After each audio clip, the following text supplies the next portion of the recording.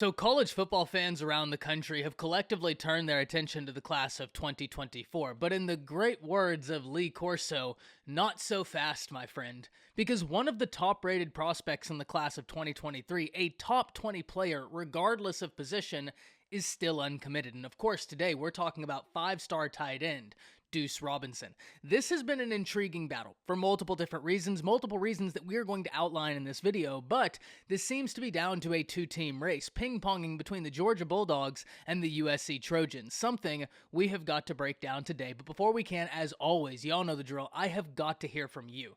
Hop down to the comments, give me a Y for yes or an N for no, and given that Lincoln Riley and the Trojans received the last crystal ball in their favor, do you believe Deuce Robinson ends up in California and a USC Trojan? Can't wait to hear from you. If you're new to the channel, be sure to subscribe, hit that bell notification. I do constant college football content. You don't want to miss any of it, and if you enjoyed the content, be sure to like and comment down below. Those interactions seem small, but they are massive to content creators such as myself, and we're on a push to 20,000 subscribers. I'd love to have you a part of this unbelievable community, but having said all that, let's jump right into this. And first and foremost, before we can really start breaking into this, we have got to answer and ask the question, who is Deuce Robinson?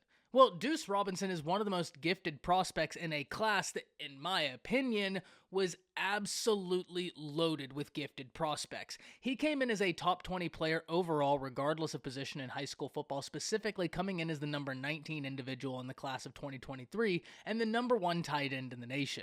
He stands 6'6", 225 pounds, and comes from Pinnacle High School in Arizona. And every institution in the nation that could get a pitch was trying to get a pitch in with Deuce Robinson, and for good reason. Because not only is he an elite athlete on the gridiron, this is an individual who can legitimately play two sports at a high level. And I mean Division I athlete level. Because not only is he a proficient football player, he is a top-tier baseball player as well, and that was going to be a big factor in his recruiting battle. This was something we constantly heard, was that he wanted to go somewhere that afforded him the opportunity to play all of the sports which he loves so much, being football and baseball. So this is something we have got to watch going forward. I always find it intriguing when you have these guys who are so gifted in athletics that they can not only play one sport at the collegiate level, they can play two. So it's going to be a lot of fun to keep up with him, to follow him during his process of transitioning from high school to college, and see him not only play football, but college baseball. I think it's going to be a lot of fun.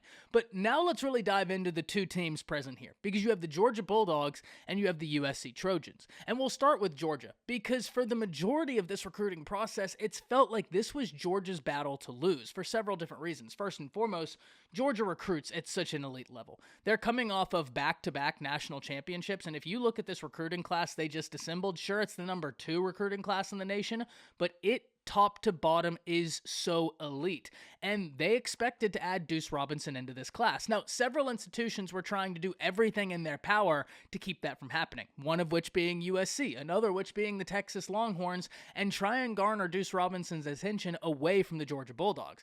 Seems like USC may have successfully done that. But a reason I'm never surprised when I see tight ends look at the Georgia Bulldogs, look at what they've done with the tight end position over the past few seasons. Brock Bowers is regarded as one of the biggest mismatches in all of college football, or at least I regard him as one of the biggest mismatches in all of college football. Darnell Washington declares for the draft, but even if we look at the stockpile that Georgia has, they have Delp, who is a top-tier tight end. They have recruited this position at such an elite level that it's not surprising at all to see a 5-star tight end look at the Georgia Bulldogs and say, that's exactly where I want to go.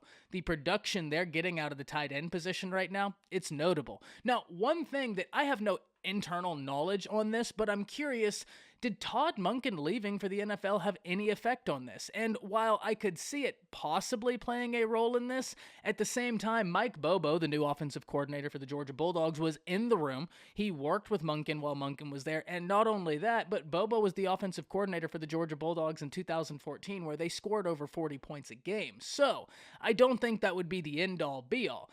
The flip side of this, though, is what about USC?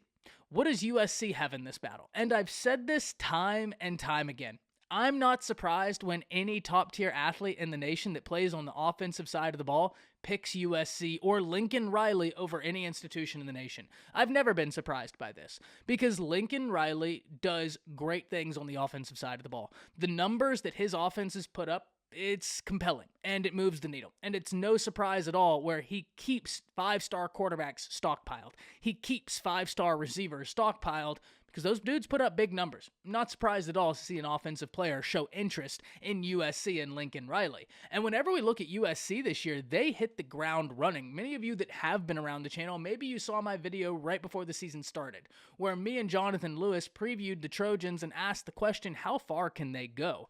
I had talked about in that video that I thought USC would immediately show improvement from the previous seasons. How could you not? You have Lincoln Riley. He is going to give you a spark.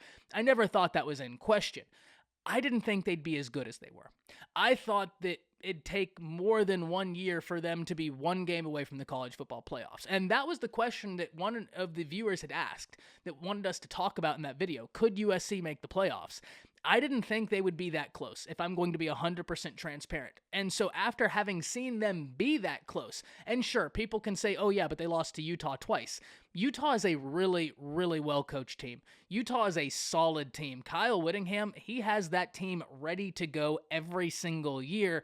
And it seems like every year since I've been watching college football, they're due to upset someone in the season. Like, it just seems like it is what it is at this point. That was after 1 year of Lincoln Riley being there. So now you have to wonder, what will the future hold for the Trojans? What strides are they going to continue to make? And of course, every conversation you're going to have talking about which strides USC is going to make, unfortunately for the sake of this conversation, nobody's going to point to the offense for the USC Trojans. Everybody will point to the defense. But the last little comment I'll make on this before we get back into talking about Deuce Robinson is this.